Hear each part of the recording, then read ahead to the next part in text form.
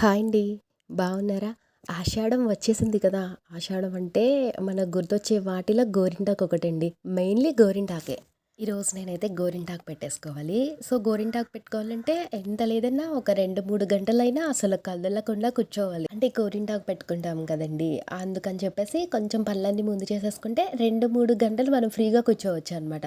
అందుకని చెప్పి నైట్ ఫ్రిడ్జ్‌లో పెట్టిన చికెన్‌ని తీసేసి ఇలా ఫ్రై చేస్తున్నాను. నా స్టైల్‌లో చికెన్ ఫ్రైని మీకు చెప్తాను. చికెన్‌ని నేను ఫ్రిడ్జ్‌లో పెట్టినప్పుడే ఉప్పు, కారం, కొంచెం పసుపు, అల్లం వెల్లుల్లి పేస్ట్ పట్టించేసి ఫ్రిడ్జ్‌లో పెట్టేసాను.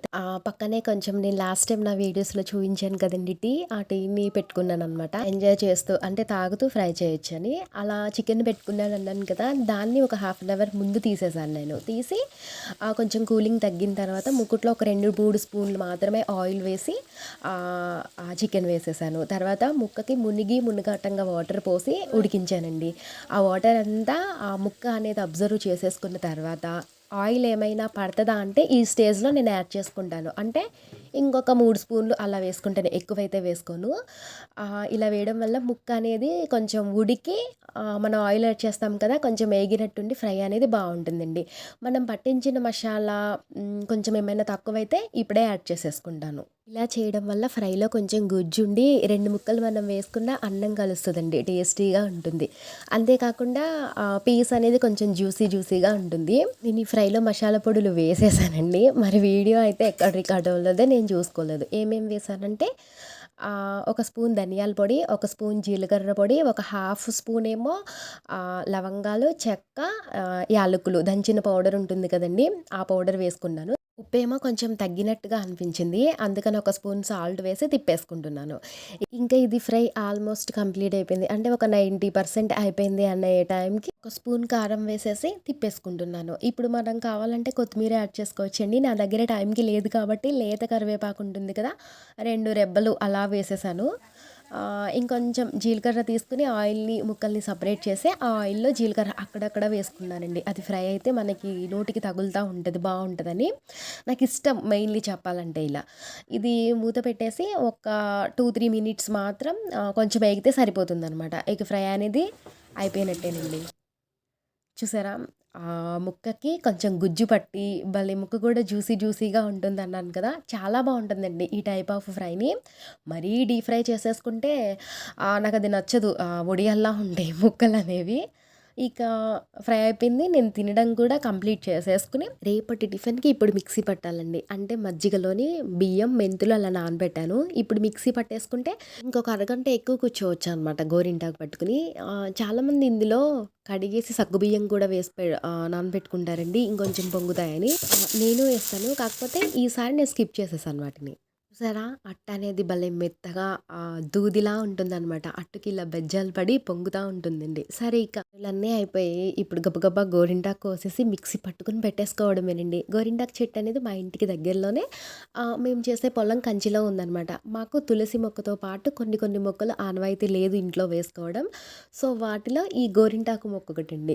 అందుకని చెప్పి ఇలా పక్కన కంచెలో వేసుకున్నాను నేనైతే ఒక మొక్కని. ఇది మేమే కాదండి మా ఊరంతా కలిసి కోసేసుకొని పెట్టేసుకున్నా సరిపోతుంది. అంత పెద్ద చెట్టండి.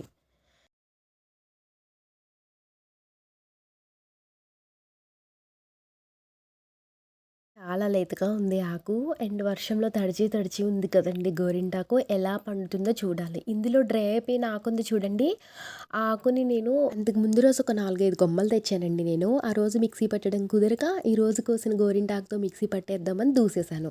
కొమ్మలకి ఉన్న ఆకే కదండీ! మామూలుగా మనం అప్పుడు కోసిన గోరింటాకు ఎలా పండుతుందో ఇది కూడా అలానే పండుతుందండి.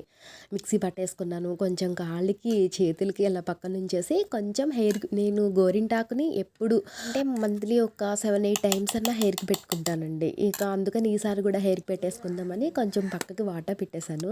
గోరింటాకు నేను ఎన్ని సార్లు చేతికి పెట్టుకున్నా, గోరికి మాత్రం అస్సలు పెట్టుకోనండి. కాలికి పెట్టుకుంటే మాత్రం కంపల్సరీ పెట్టుకుంటాను. ఇలా నెయిల్ పాలిష్‌ని కూడా రిమూవ్ చేసేసి పెట్టుకుంటాను. కాలికి ఇష్టం అనమాట. చేతి గోళ్ళకి మాత్రం అస్సలు అంటనివ్వను గోరింటాకుని. అలా పెట్టుకుంటానండి. ఆషాఢ మాసం వచ్చిందంటే కంపల్సరీ గోరింటాకు పెట్టుకోవాలి. ఆషాఢంలో ఒక్కసారన్నా గోరింటాకు పెట్టుకోవాలి అని పెద్దవాళ్ళు అంటుంటారు కదండీ!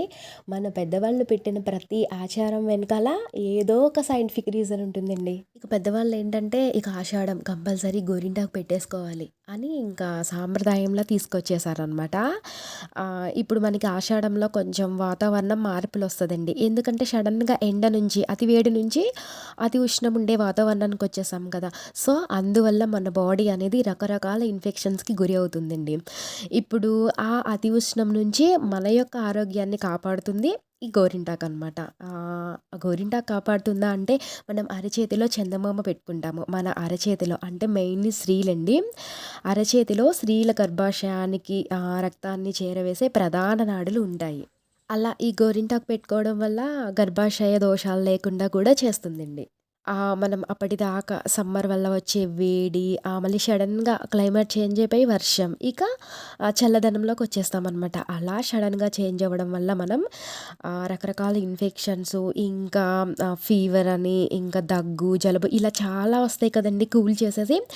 దాని నుంచి మన బాడీని కొంచెం వేడి చేయడానికి రక్షణగా ఈ గోరింటాకు ఉంటుంది.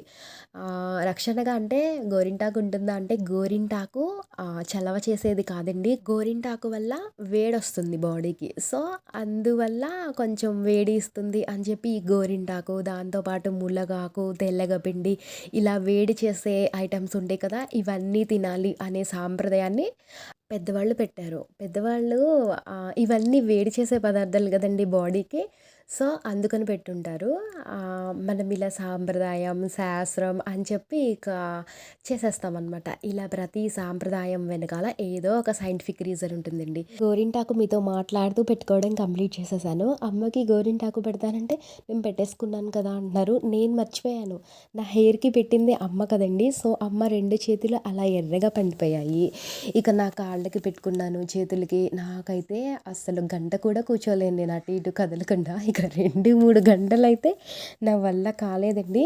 ఇక వెంటనే ఒక 1½ అవర్ అనుకుంటా ఏదో నిప్పుల మీద, ముళ్ళ మీద నుంచుని కూర్చున్నట్టు చేసేసి ఇక అప్పటికి అటు ఇటు తిరిగేసాను. అక్కడక్కడ బ్రేక్ అయిపోయింది కాలుగున్న గోరింటాకు. కడిగేసుకున్నానండి. ఏదో అంటారు చూడండి, తిరిగే కాలును ఊగే నోరు అని.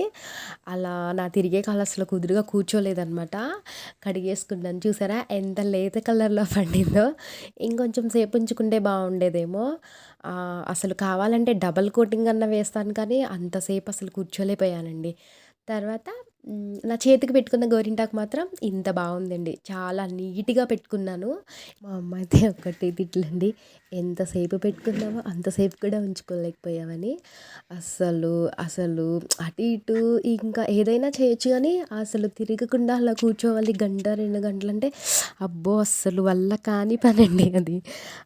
సరేనండి. నేను గోరింటాకు పెట్టుకోవడం అండ్ గోరింటాకు గురించి చెప్పిన స్టోరీ అండ్ చికెన్ ఫ్రై మీకు నచ్చితే నా వీడియోని లైక్ అండ్ షేర్ చేయండి.